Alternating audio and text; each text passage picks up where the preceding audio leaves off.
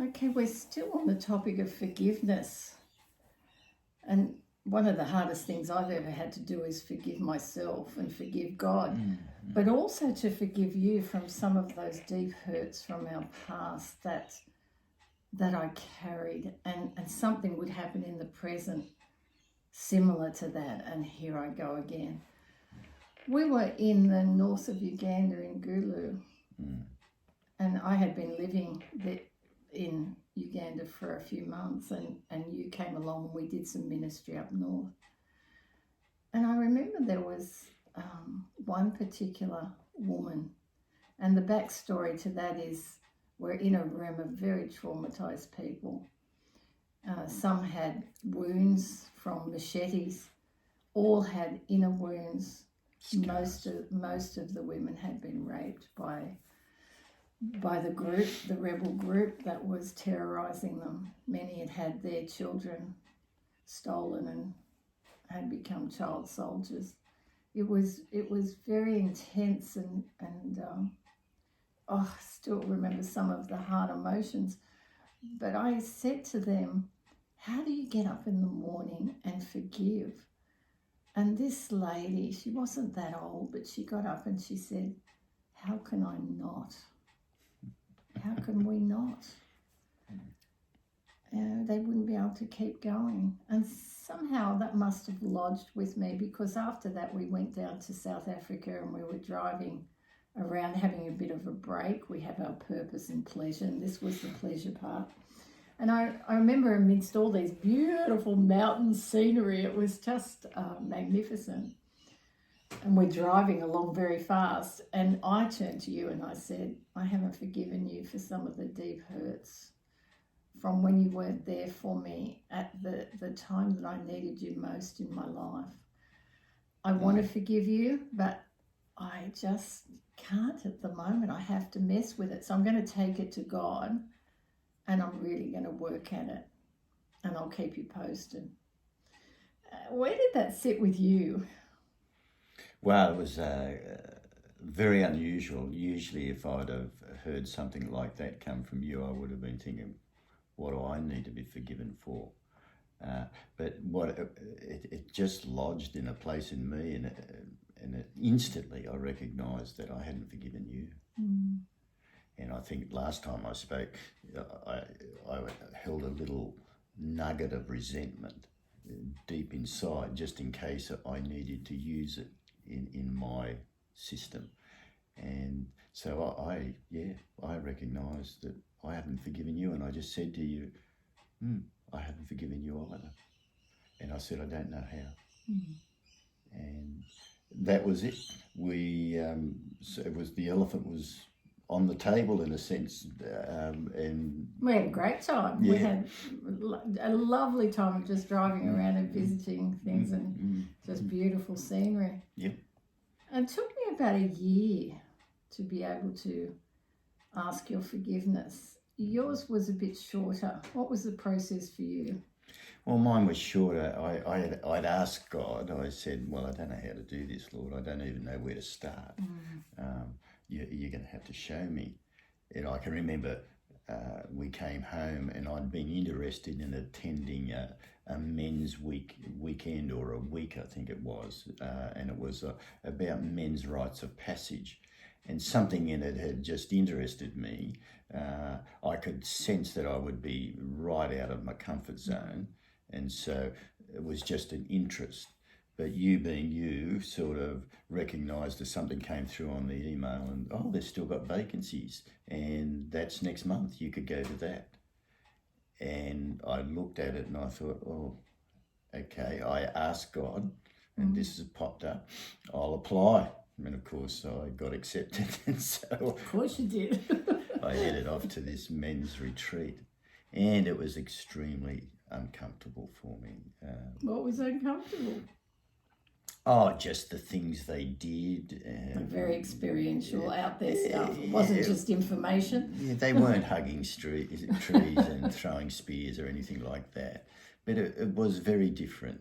I had negotiated most of my life in my head. And it was a deliberate movement to take me from my head more to my heart and to my feelings and emotions.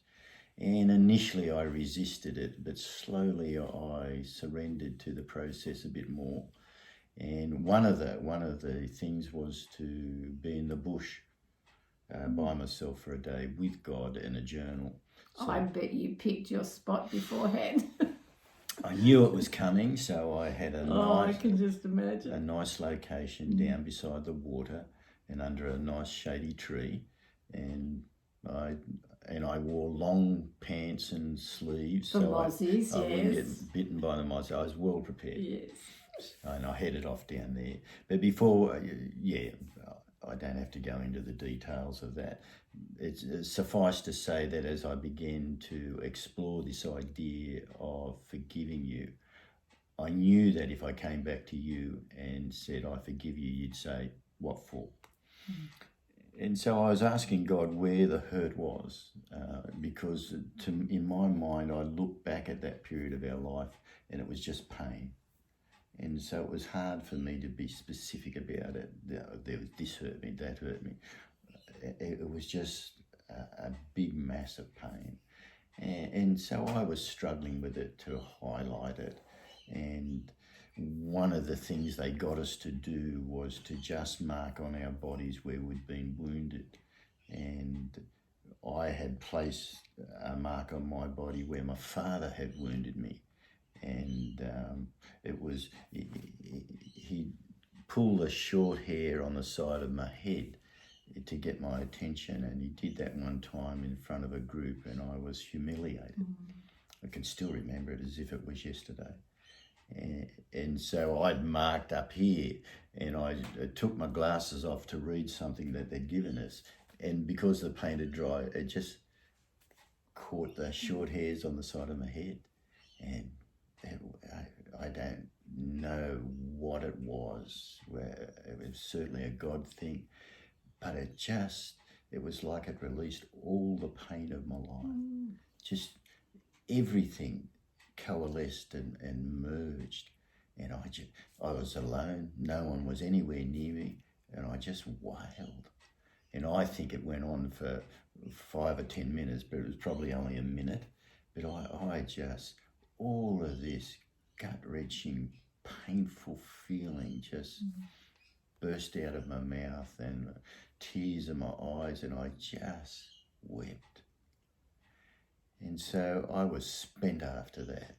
And through teary eyes, I began to write down some of the things I was forgiving you for. And, as I looked at the list as it was being formed, I thought, oh, how pathetic are they? It's not even worth worrying about.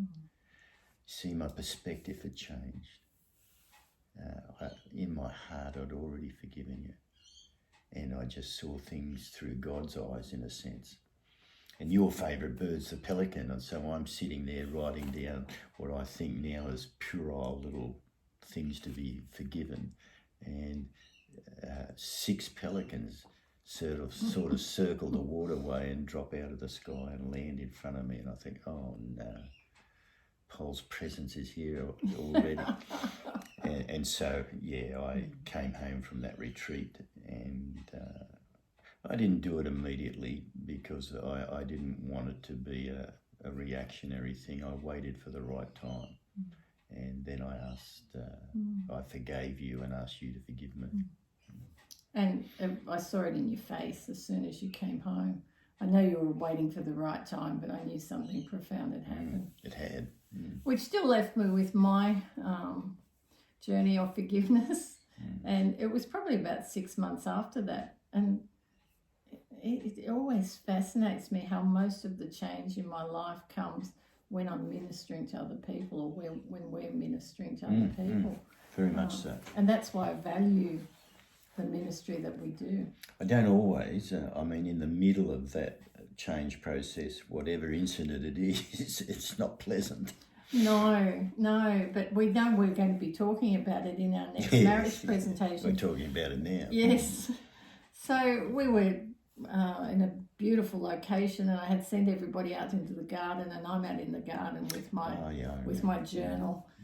And for some reason I started to journal what I was forgiving you for. And similarly, I looked at this list and thought, how ridiculous. And I came in and we actually shared communion at the end of that weekend, and I asked your forgiveness. I can't even put words around the difference that made in our relationship, us forgiving each other. It was like a wall was broken down or a huge weight was lifted off us.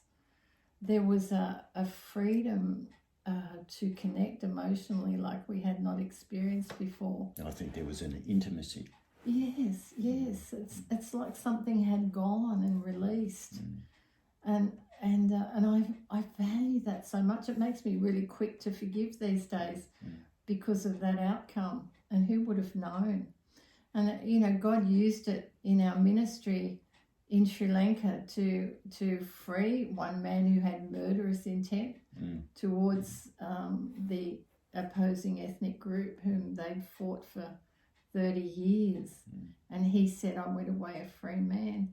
And so our journey of forgiveness has blessed others in ways that we could never have envisaged. So I'm really glad we did.